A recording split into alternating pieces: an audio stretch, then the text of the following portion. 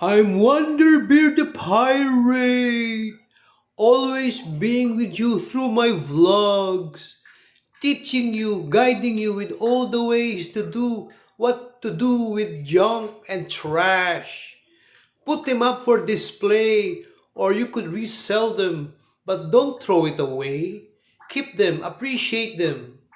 I'm Wonderbeard the Pirate, here to guide you and to help you. It's me, Wonderbeard the Pirate. Help! I need somebody, help! Not just anybody, help! You know I need somebody, help! Ding ding ding ding ding ding ding. I'm not down and so burdened than today. You know I never needed anybody's help in any way. Now I feel so dead, I feel so insecure. Now I change my mind. I love to do help. That's help, right? From a roughly help song from the Beatles' Help album. That's right. Yeah, as you see, I need some help in my singing lessons. That's right. We start off with this update of things. Remember, I vlogged you that crucifix that was placed on the junkman's cart. Nandun siya. Bakit naka-junk? And I told you why. Because the crucifix is missing the T part of the cross. Wala siyang T. Ganyan lang siya. Wala siyang ganon. So now I have this very good carpenter by the name of Enrique.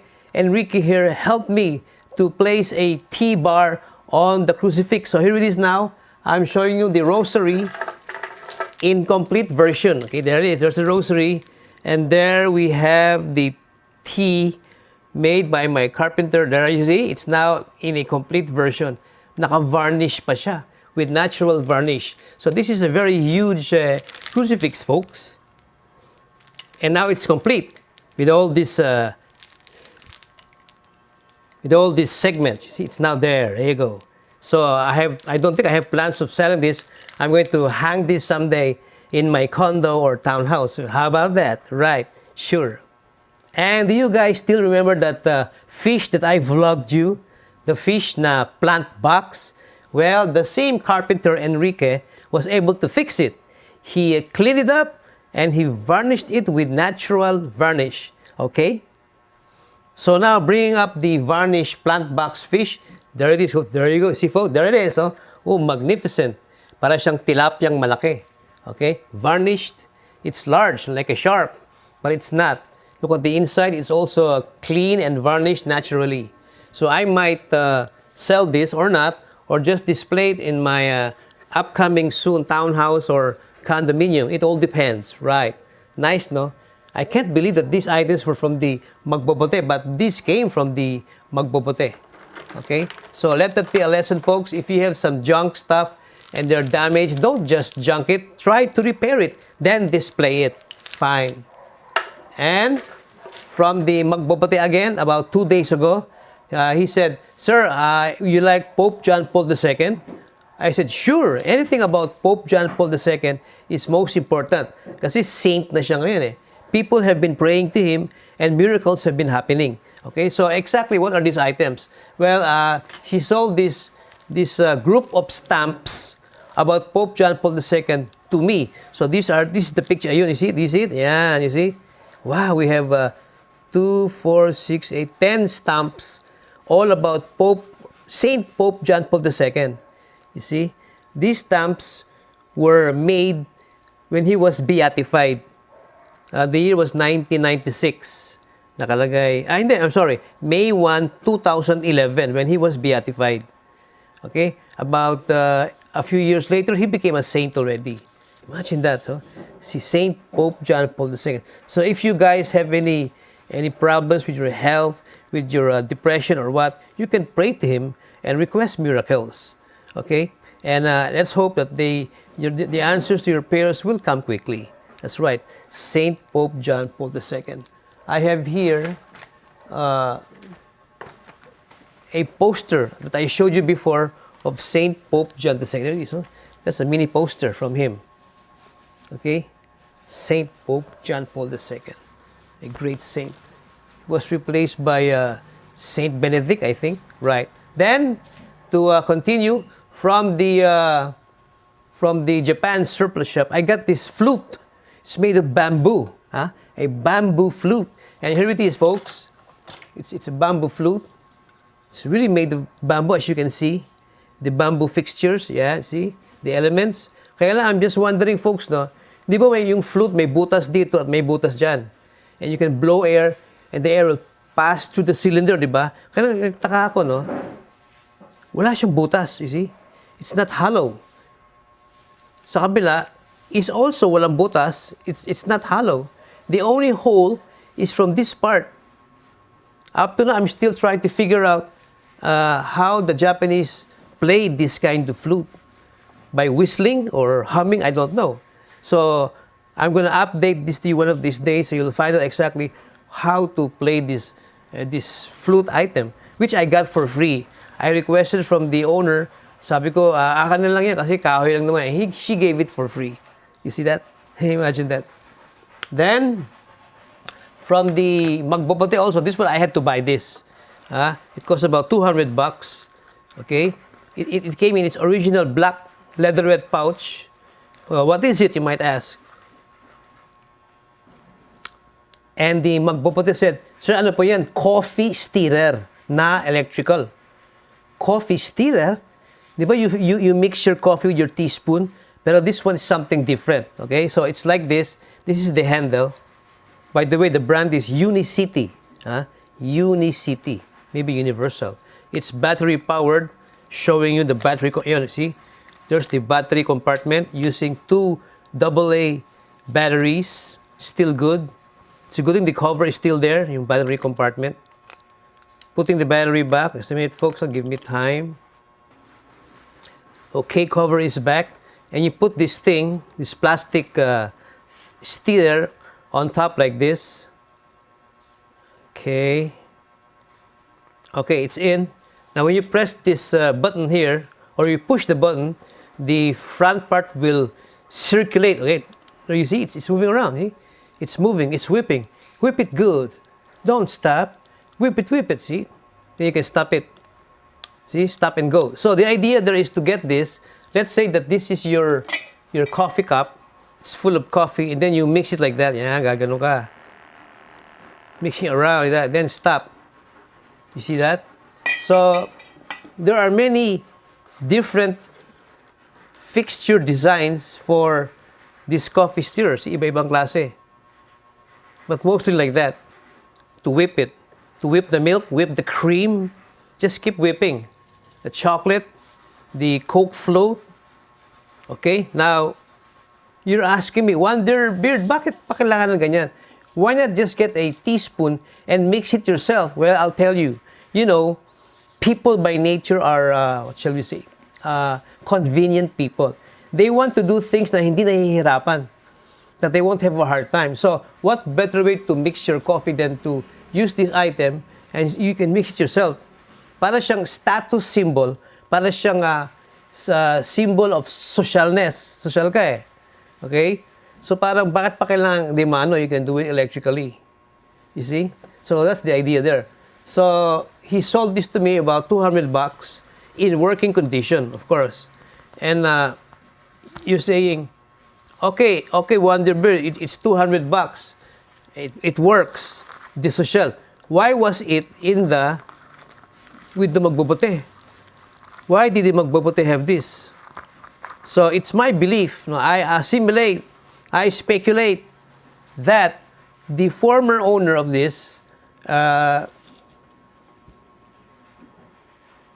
didn't like it anymore. Kasi luma na to, 1980s pa. Baka akala nyo na it's busted, but it still works. At saka, you know, the owners, nauntog sila into believing na, ay, ba't ko pa kailangan itong electric? I'll just use my hands na lang. There's something like that, you know. Saka, who knows, baka the children, it might pose a danger to her children, her grandchildren. So, he or she decided to dispose it to the magbobote, to the junk men. Okay, as usual, one man's junk is another man's treasure. I got the treasure.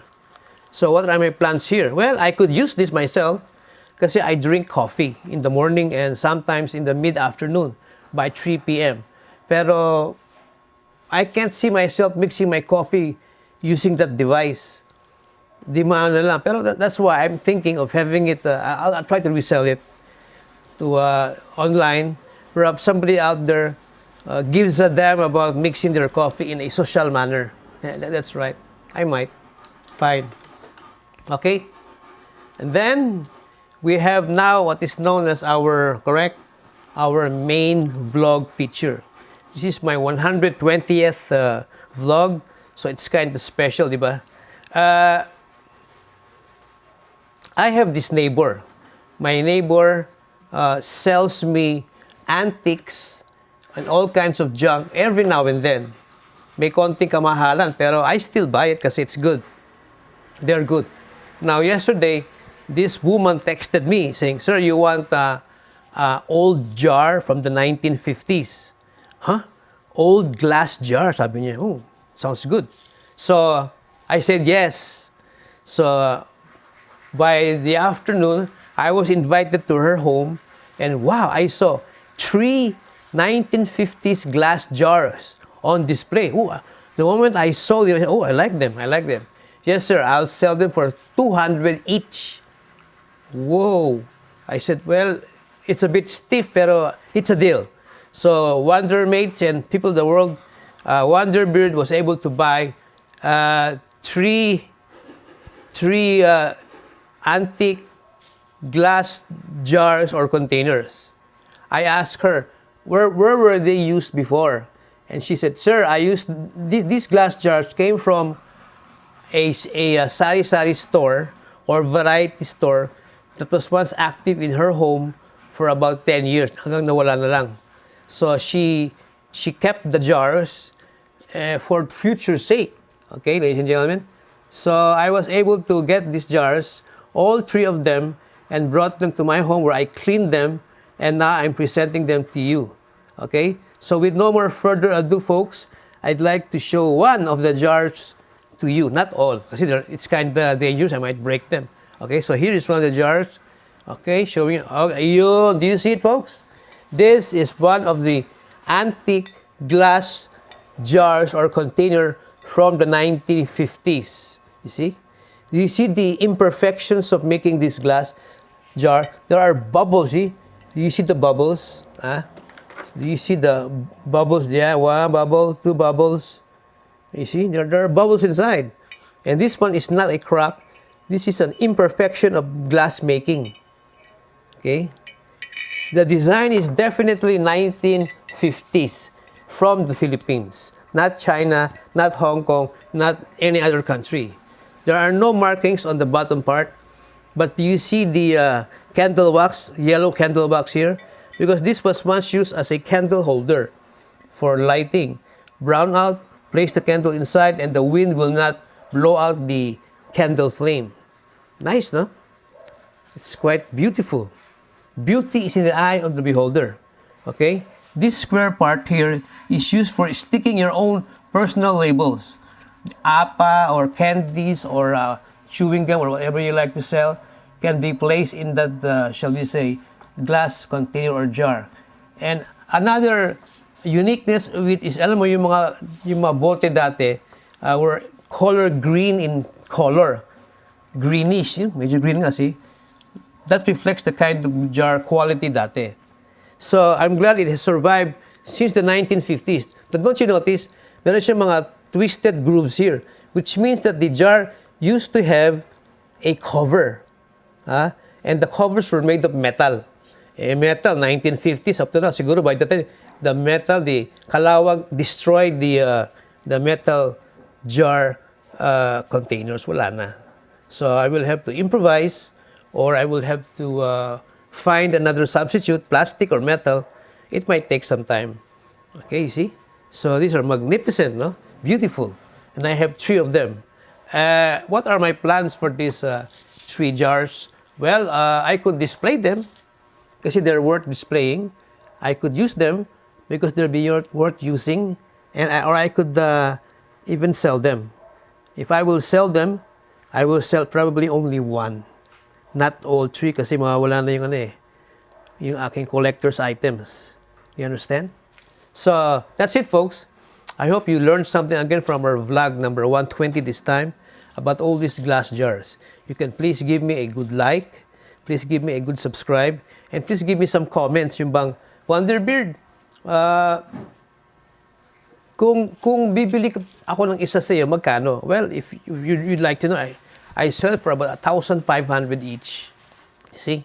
That's how expensive and lucky these glass jars are. See? So I hope you have something else to share with me. Yung bang, you have other store items or memorabilia that you'd like to share with me. Okay? So folks, as usual, I would like to leave you with a very important message for all of you guys out there. As I have been living this long life of mine, 61 na ako, I'd like you to remember, folks, that wherever you go, there. Oh, the fish talk. He said, wherever you go, you will surely be there. Bye. We love you.